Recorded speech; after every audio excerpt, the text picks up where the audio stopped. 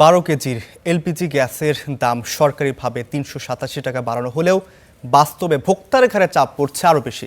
Syndicate ও বাজারের অস্থিরতায় রাজধানীতে নির্ধারিত দামের চেয়ে অন্তত ৫০০ টাকা বেশি দিয়ে গ্যাস কিনতে হচ্ছে সাধারণ মানুষকে।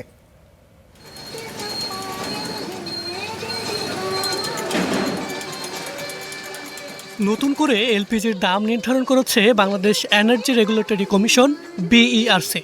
প্রতি কেজিতে ৩২ টাকা ৩০ পয়সা বাড়িয়ে ১২ কেজির সিলিন্ডারের দাম করা হয়েছে ১,৭২৮ টাকা, যা বৃহস্পতিবার সন্ধ্যা ৬টা থেকে কার্যকর। তবে বাস্তব চিত্র আরও ভয়াবহ। রাজধানীর বিভিন্ন এলাকা ঘুরে দেখা যায় খুচরা বাজারে এই গ্যাস বিক্রি হচ্ছে ১৮০০ থেকে ২২০০ টাকায়। অর্থাৎ সরকার ১২ কেজির সিলিন্ডারে ৩৮৭ টাকা দাম বাড়ালেও ভোক্তার হাতে পৌঁছাতে দাম বাড়ছে অন্তত ৮৫০ টাকা জানিয়ে ক্ষোভ জানিয়েছেন ক্রেতারা। যারা চাকরিজীবী আছি, আমাদের স্যালারি তো আর বাড়তেছে না, দিন দিন সব জিনিস বাড়তেছে, দাম বাড়তেছে। গ্যাস ঈদের আগে কিনছিলাম ১৬৫০ টাকা, ঈদের পর এসে হুট করে এখন থেকে ২২০০ টাকা। এখন আমরা তো হলাম ক্ষুদ্র ব্যবসায়ী, আমরা চাইলেই জিনিসপাতির দাম বাড়িয়ে বিক্রি করতে পারি না।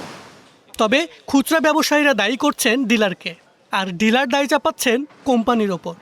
কালকের থেকে ধরেন না ১৮০০ টাকা করে গ্যাস লইতে আছে, ১৯০০ টাকা বেচতে আছে, আবার দূরে লইয়া গেলে ধরেন না আরো ১০০ টাকা বাড়তি লইতে আছে। কিনে ১৭৪৫ টাকার পর মালটা গাড়ি ভাড়া দিয়ে আনতে হয়, লোড আনলোড খরচ আছে, দোকান ভাড়া সব কিছু এটার ভিতরে হয়েছে। জি ডিলার। কোন কোম্পানির মূলত? এটা বিএমআরটা হলো ডিউর, ওটা আপনার হলো ১৭৪৫ টাকা বিএম। নির্ধারিত দামে কোম্পানিও কেন সিলিন্ডার বিক্রি করছে না, এ প্রশ্নের সদুত্তর দিতে পারছে না কোম্পানির প্রতিনিধিও। ৪৫ বলছে ওনারা, আপনি আসলে বিক্রি করেছি আমি অফিসে ওনাদেরকে রেট দেয়, ওনাদেরকে মালটা ওনারা বিক্রি করে। হ্যাঁ, কালকে আপনার অফিসে যোগাযোগ করে আমি ওখান থেকে বিক্রি জানতে পারবেন। এলপিজির এই মূল্যবৃদ্ধি শুধু একটি পণ্যের দাম বাড়া নয়, বরং তা সরাসরি প্রভাব ফেলছে মানুষের জীবনযাত্রায়।